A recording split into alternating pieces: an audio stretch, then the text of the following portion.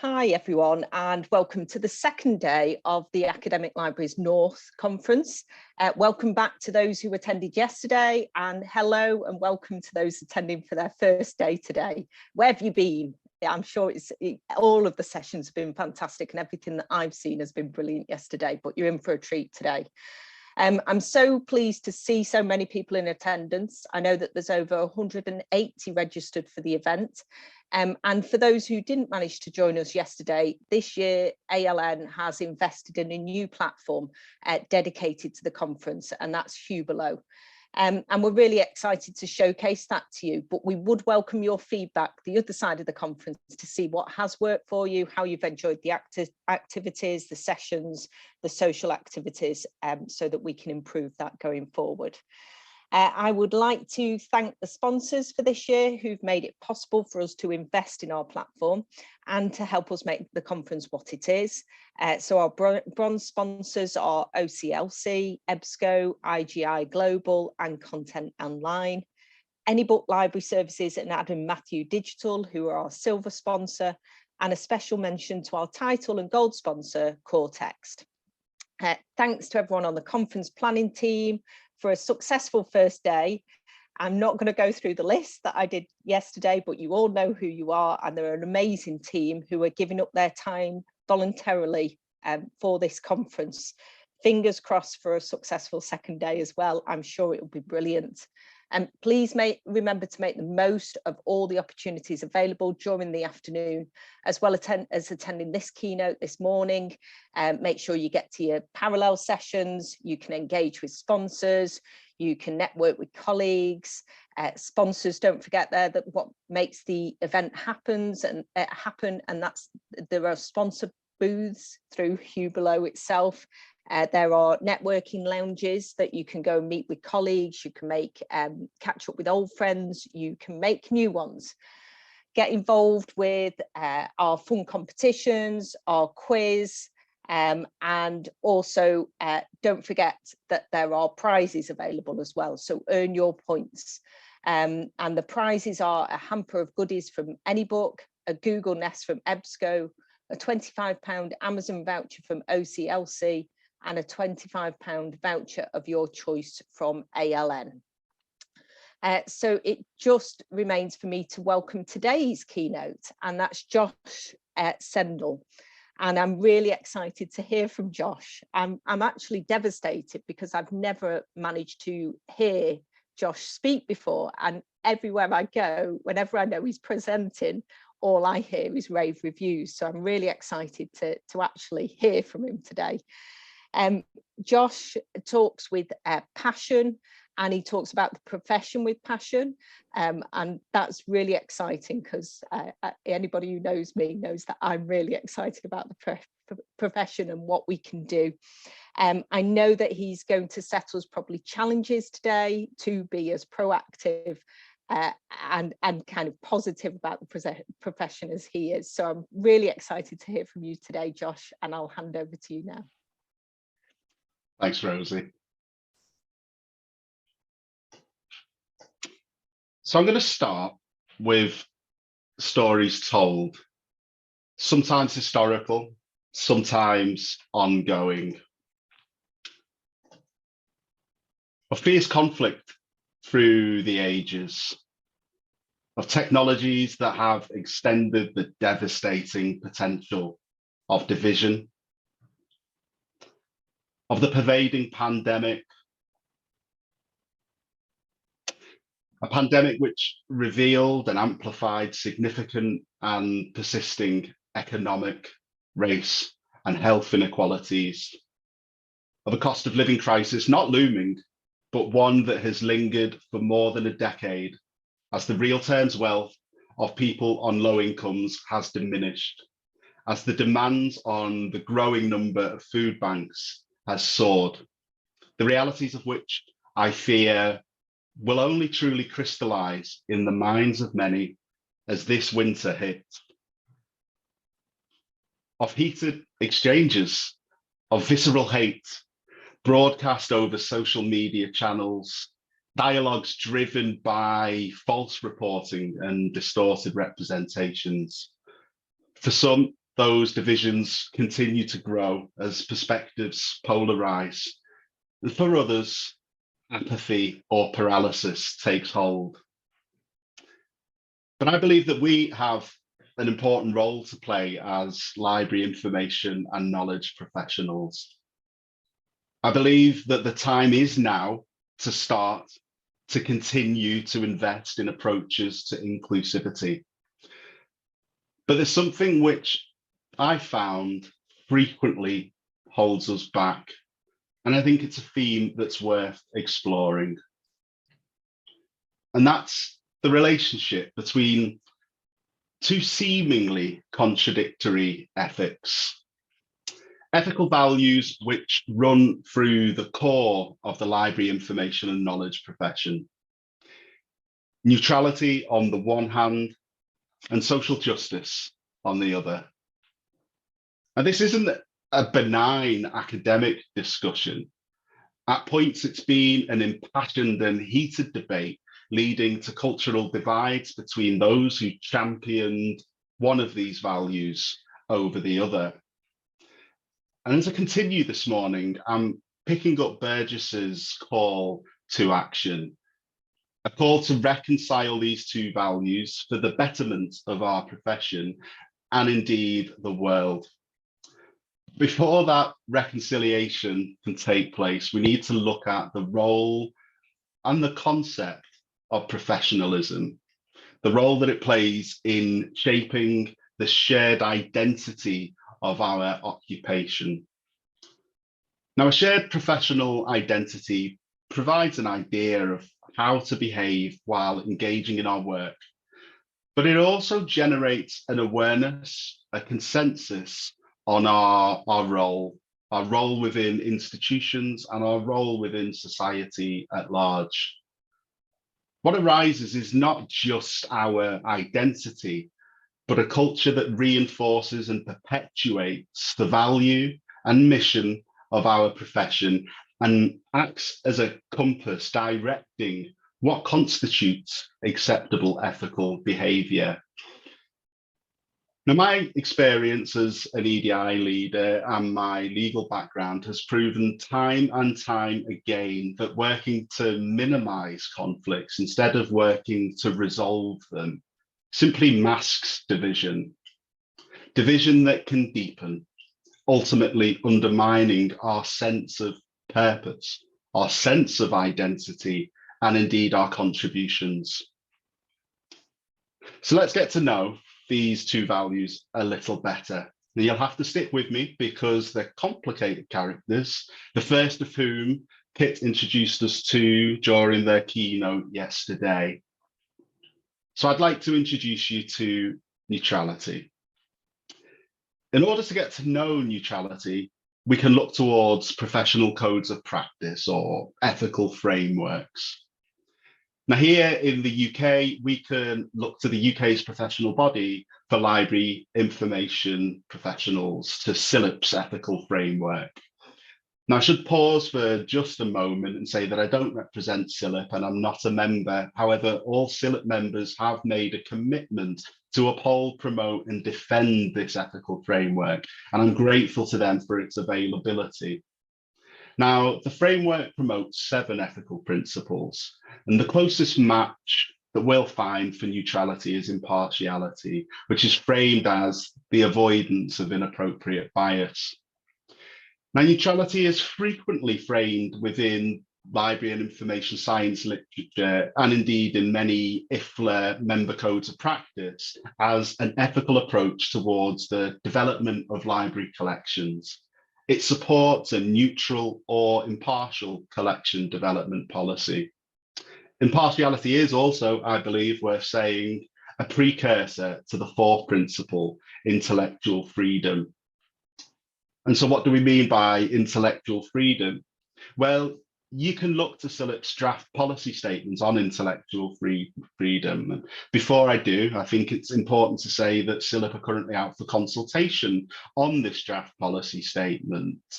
It's in phase 2, It's running from June until August, and they hope to engage as broad a range of views as possible. So if you do have an opinion or a representation to make, then now is the time.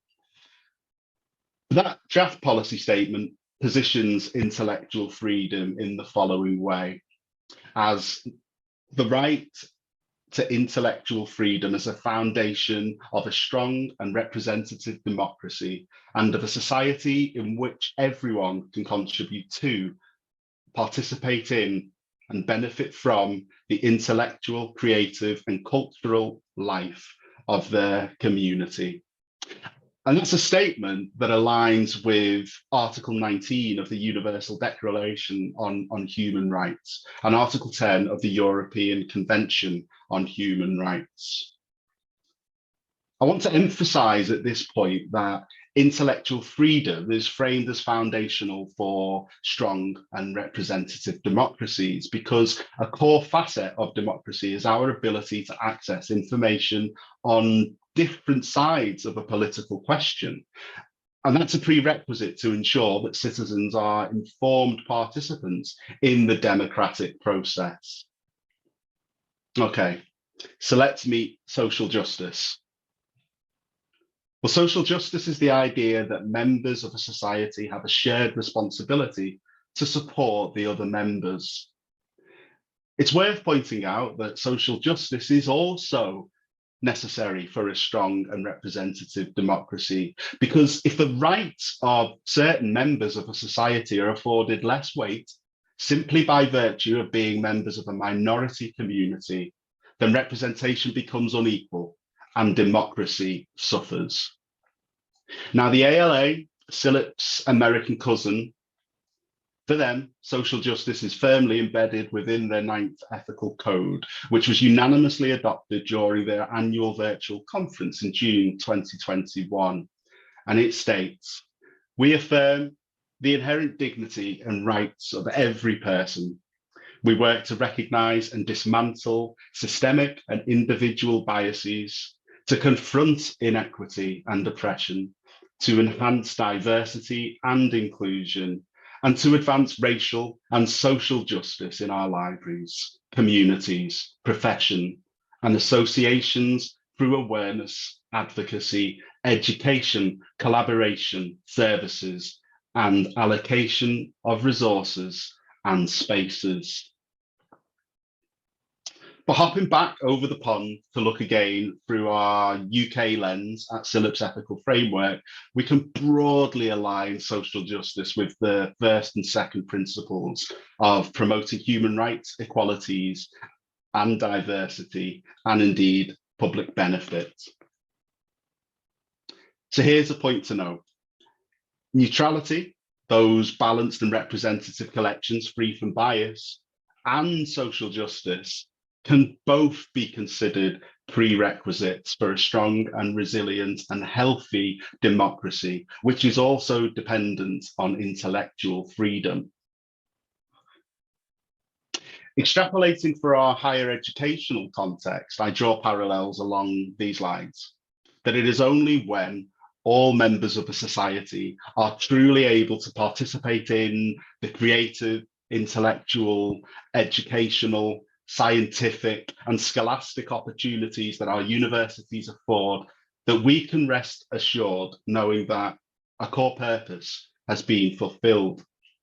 Until then, our universal desire as library and information professionals to connect people with information cannot be met. Until then, a discord will reverberate in my soul and in my mind. In this way, then, social responsibility can be regarded as a guiding principle too, one that gives us purpose, one that appeals not to functional ethical practices, but instead to moral goods that are thick with context. Turning once again to neutrality, I want to caution in the strongest terms that this important principle, based on balanced and representative collections and the avoidance of bias, can be and is often misused. deployed as a shield by systems of power to deflect and obstruct diverse voices from minority communities, leading to the maintenance of the hegemonic status quo. Now, that is not impartiality. That is not the avoidance of inappropriate bias. That is not balancing our collections. That is not enabling academic freedom based on the provision and access of robust and representative resources. That is acquiescence to and alignment with oppressive systems of power. And it is not passive because it acts proportionally in opposition to the rights of minority groups, often enshrined and protected in both domestic legislative frameworks and international law.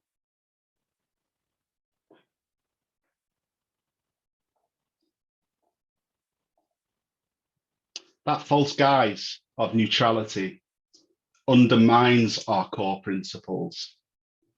And in such situations, librarians have fought and indeed resigned in conscience, where the discord between their professional values and the requests of their institution cannot be resolved.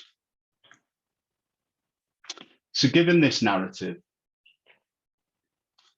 given that neutrality and social justice are both just principles to pursue, you might ask, but what should we do? If there's a tension, which do we favour? Which way do we turn? Well, I'd encourage colleagues to embrace the freedom of breaking out of a discourse of competition between two opposing values, to change tact and focus on reconciling the two within a broader, more holistic understanding of our values, ethics, and purpose. But the two seemingly opposing values overlap on topics such as promoting democracy, human rights, equality, diversity, and inclusion. It seems to me to be cause enough to believe that they are not always in direct conflict. They're not always in opposition and could indeed be reconciled, could be understood as complementary. So I'd like us to explore an alternative based on Aristotelian eudaimonious virtue ethics. Eudaimonia means happiness through the growth of well-being and of prosperity, and it translates as flourishing. Eudaimonia occurs when one fulfills one's sense of purpose, one's work. It's linked to a type of wisdom referred to as phronesis, a wisdom that allows oneself to devote oneself to our purpose instead of other peripheral or temporary pursuits. So by pursuing a virtue ethical standard that prioritizes prudence, focused on fulfilling that sense of purpose and looking for success in terms of flourishing, we find the opportunity to reconcile what might seem to be contradictory values. Now, what separates virtue ethics from plain pragmatism is, I think, that in virtue ethics, resolving the situational dilemma is not the paramount concern. Instead, the primary concern is always in fulfilling purpose. It's always in promoting that flourishing. So instead of framing neutrality and social responsibility as eternal, absolute laws, it may be more beneficial to think of them both as good habits to practice wherever at all possible while pursuing the LIS profession's purpose. By asking critical questions, for example, is my purpose here to grow a diverse and representative collection that includes subaltern literature and perspectives wherever possible? If I am taking part in a public discourse, am I engaged in active political speech, or am I proactively advocating for the human rights of minority groups? Am I pausing? Am I critically appraising whose interests my silence is protecting? Is it the powerful majority, or is it a marginalized minority? In this way, through a virtue ethics approach, we're able to find a way forwards. We're able to find an alternative. We're able to look to a profession that values prudence, favours results over ideology, and seeks collaborative input from all members, regardless of their preferred core value. And I see considerable opportunities here, because not only do I welcome that reconciliation, but I also think it will enable us to look at the values of neutrality and social justice, not as opposing forces, but as complementary allies, guiding principles to be deployed depending on the context of the situation to further that shared purpose. Marvellous. So the question remains then, what are the situations in which we can apply our passions and expertise where we can add the most value? Well, in many ways, the journey that you've joined me on has been about me doing a significant amount of reading, digging into the literature to really understand and reconcile these two core values. But it's also been about me critically evaluating my own ethos as a library, information and knowledge professional, to appraise my ethical code, to rest easier knowing that the actions I take are just, are based on a sound sense of purpose that seeks to further human rights, equality and diversity, to maximise the public benefit through open research, to promote intellectual freedom by working to balance our collections in terms of thought, yes, but also in terms of authorship, to seek collections that mirror the diversity that I see in abundance in our student communities. That neutrality, the neutrality I seek, is thus anything but passive, because it necessitates action to diversify the collection, careful thought, consideration, consultation, co-production with our users. And our task is not simple, because it's not just a simple question of looking at an abundant list and picking diverse titles, because the Academy, the canon, is founded not on universality or equality of knowledge. It has grown and ossified over centuries within social contexts that are far from the societies we seek today. And yet, the legacies of empire and of our colonial past are still present today in the structures and systems of our great institutions of learning and of state, in our approach to classifying knowledge, of what counts, of what doesn't. We see the legacies of our past manifest in the attainment gap, in the gender pay gap, in social exclusion, and in poverty. And I attribute no blame. We are where we are. We cannot go backwards, but we can acknowledge our past. We can shed tears for the pain, for the suffering, for the strife, for the senseless loss of life, and we can learn. We can turn our hand to writing stories yet untold. So what then are the stories that I want people to read in the world that we leave behind?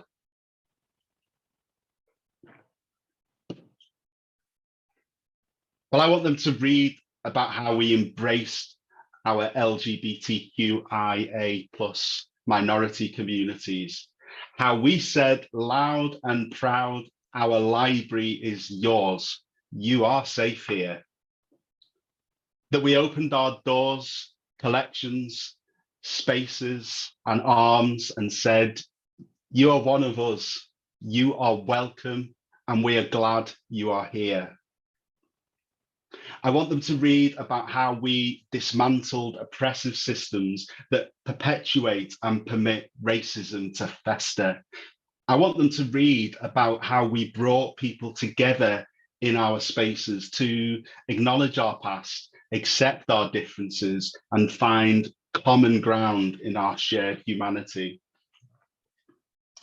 I want them to read about how we modelled health, well-being and mental health, how we smiled compassionately and said, it's okay not to be okay. You're not alone. How we signposted them to helping hands. I want them to know that we stood firm in support of democracy, the rule of law, and open society as bodies that exist to cling to the truth. I want people to read about how we championed human rights and how we came together as one to address the grand challenges that we face. I want them to read about the hand that we had in mitigating the climate disaster, how we played our part to ensure that rich ecosystems flourished across the globe once again. And I want them to read about how we saw the vibrancy, the resilience, and the inner beauty in the ecosystems of land, sea, and air. How we learned from nature and cultivated vibrancy, resilience, and innate beauty in diverse knowledge ecosystems. Because I believe with passion, zeal, intellectual, moral, and ethical fortitude, that ensuring that the voices of marginalized and minority groups are represented and amplified in our collections, communities, and the discourse of our institutions is to be commended because it is equitable, because it is in direct support of enabling all members of an inquiring society to participate in and benefit from and contribute to the academic and civic lives of our universities. And don't get it twisted, when we do that and when we do it well, we are no beacon that shines a light from our ivory tower upon those communities, scattering darkness from before them. No, when they come into our institutional lives, they fill our universities with the radiant light of diversity. And in that future, in that purpose, there is genuine cause for hope.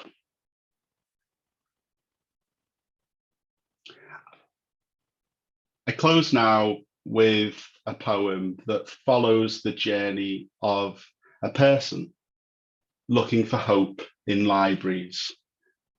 The title is The Care That Binds.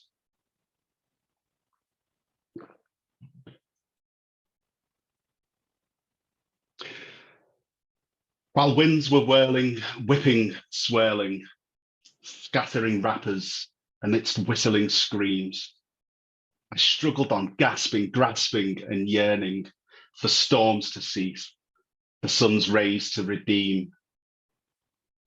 In silent surroundings, I browsed the collection, searching for meaning, for human connection. I read stories that flow with power's inflection, but nothing that mirrors my family's reflection. Scanning the shelves spanning years and ages, I find little that lightens the load nor assuages that lingering fear, the resounding harsh tone, echoes repeating, all alone, all alone, all alone. I need diverse collections to burst at the seams, to free rainbows that share humanity's beams. I need spaces where we work on tangly themes, our heads and heart meet to heal and redeem. I need places and faces to be friendly and kind. I need warmth and hope in the care that binds. Thank you.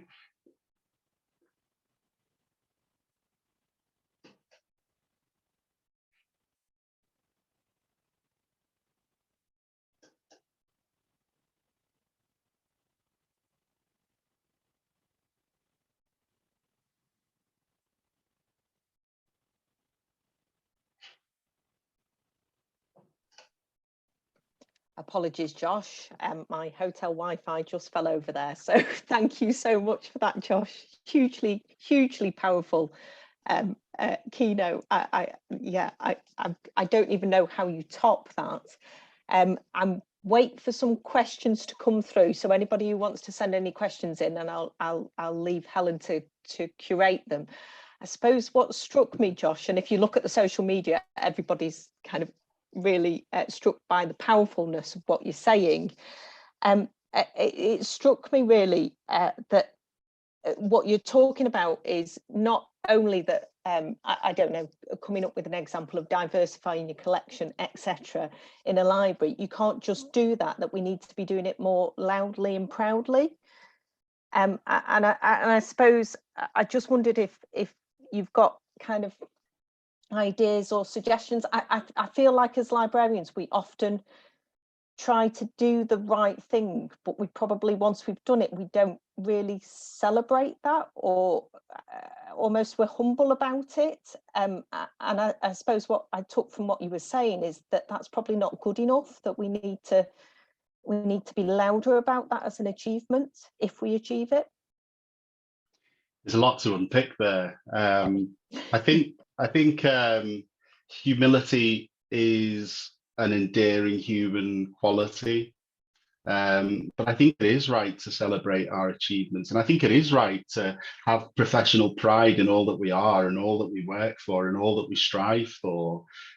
You know, some of the most passionate, committed and wonderful people that I've known and worked with are in academic libraries, and it's that reason that I purposefully transitioned from a legal career pathway towards working in an academic library at Lancaster University. At the same time as I was undertaking a master's in law by research, I fell in love with the library, and I've worked there alongside wonderful colleagues, and I will mention just a couple: Paul Newnham, Leslie English, Andrew Barker. I could go on because there are many wonderful colleagues who I've worked with there who are driven likewise by principles, by values, but by a genuine desire to make a difference for our students through initiatives that speak to access and participation, through initiatives that bring marginalized communities into our libraries to form communities of practice, to form spaces where we can come to a sense of understanding about different people's experiences and different people's lives. And so in some ways, when I reflect on the work that is ongoing in libraries, it's not so much that I'm frustrated that there's a lack of activity, because that's not necessarily the case. There's wonderful work, genuinely valuable initiatives being undertaken right across the Academic Libraries North Consortium. Of that, I've no doubt. But what I wanted to do today was to just make clear that the work that we're doing, that values-driven work, is legitimate and it is making a difference. Because I have in the past found that slightly frustrating discussion between, but are we overreaching? What about our core values of neutrality and impartiality? Is this not us adopting a position? And I've never just wanted to pay that lip service. And so through this plenary, through my research in the run-up to it, I decided that I was going to purposefully grapple with those concepts and arrive at a deeper understanding of what it means to reconcile those two values. And the conclusion that I came to was very much that it depends on the situation. But for the most part, what we're doing is right. And I want that to continue. And I want us to be proud of the work that we're doing as well. Thank you, Josh. And overwhelmingly, people are saying in the chat that they're so moved and inspired by the power of your presentation, and that's exactly the way I'm feeling about it at the moment. So, Siobhan Haim asks, How can we diversify in a long-term sustainable way without just adding books to collections, but actively challenge our knowledge-making systems?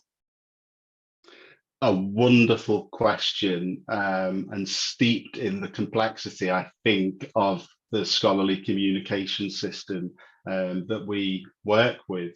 And I think in the second part of that question is the recognition that we within academic libraries, through our values-driven initiatives, through our understanding and appreciation of responsible research assessment, have a role to play in ensuring that we're doing all we can to support people from minority backgrounds to progress through the academy. Because as I mentioned, in my keynote, it's not just a question of looking at the list and buying the books, because there aren't sufficient numbers of text authored by people from minority backgrounds. And that's partly because of the great divide, the disconnect between that diversity we see in the student population and the diversity that we see within our academic community. And that gap widens the further you move up the academic career ladder. And so while there are early career researchers and academics, in those junior lecture roles, the further you move up, the closer you get to the professoriate, and within, the numbers of people from diverse backgrounds shrinks quite significantly. And the same is true when you look at vice chancellors, heads of our institutions, and the executive leadership thereof. And so in answering that question, I think that what we do in libraries to promote open access, to promote equitable scholarly communications ecosystems, to support early career researchers, to make those vital links with other academics throughout the institution, to generate that social capital that's vitally important, is absolutely key. It's imperative, because we've got to intercede at the beginning of an academic's career journey in order to give them the optimal opportunity to make it up to the professoriate, and just generally to do their good academic work and publish texts that we can then procure, acquire and subscribe to. So a complex question with a complex answer. I don't think any of these questions have got easy answers, actually, have they? So a final question we've got time for. So this is Daniel Pounds has asked, would you agree that we all work in neoliberal universities and continue the myth of neutrality as research funding tightens to represent neoliberal values at the expense of marginal voices? Ooh, what Nice, a wonderful easy question again. I think, so I'd start by taking us back to 2017, to the Higher Education and Research Act, that sought to reposition universities within a marketplace to enable market forces to drive competition. And in an idealistic way, if you subscribe to Milton Friedman's theory of economics and free market economics, that competition would in some way lead to an improved higher education system for all. Now, without revealing my perspective on whether or not that was right or wrong, it has led to a situation whereby increasingly universities perceive their role and position within societies in a commercial way. And there is that trend increasingly to look at students as a group of consumers. So you have these powerful forces that are engineered through the government of the day's ambition and the legislative framework that enables the OFS to take the action that it does to position universities within a marketplace. But all the while, you've got academics who are doing good science and good scholarship and good research, and you've got students who are here to receive a valuable education, to learn, so that hopefully they go out into the world as globally prepared students. So I would actually come at it a different way. I would always ask, what is it I think higher education is all about? What is it I want to bring? What is it I want to do? How can I enable students and researchers to do good work, to do their best learning? And in that way, any frustrations you have in relation to the system that we operate in can, to some extent, fall by the wayside as you once again refocus your attentions on your purpose, which is to educate, and through the research, knowledge exchange, and civic activities of our institutions to make the world a better place. Thank you, Josh. And actually, I think we do have time to sneak another question in, which again, I think is frustrations about the system, really.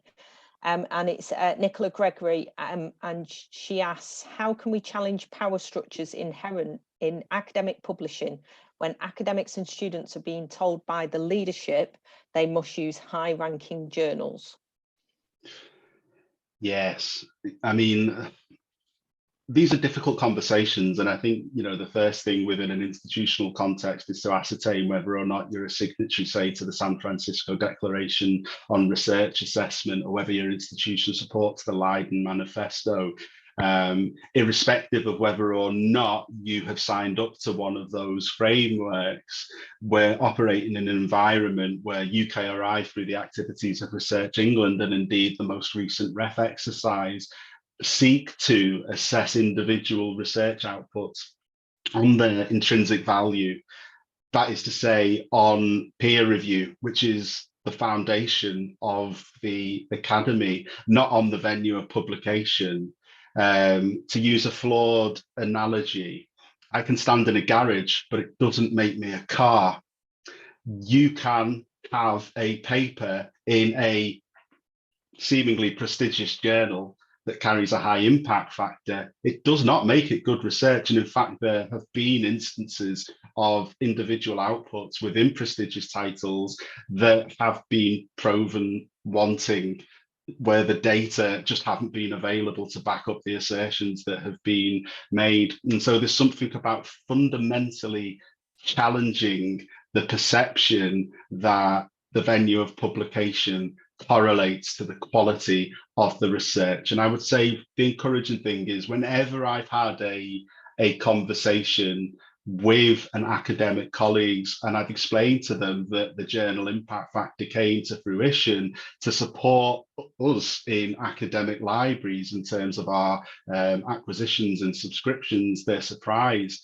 But when I challenge its fundamental value and point out that actually we should be assessing research on its merits, they recognize the realities of what I'm saying. And so I think what I'm saying ultimately is never underestimate the value in a two-way exchange with our academic colleagues on the concept of academic publishing prestige. They are, by their very nature, extremely intelligent individuals, and without exception, they've always seen things differently at the close of our conversations. So hopefully some encouragement there.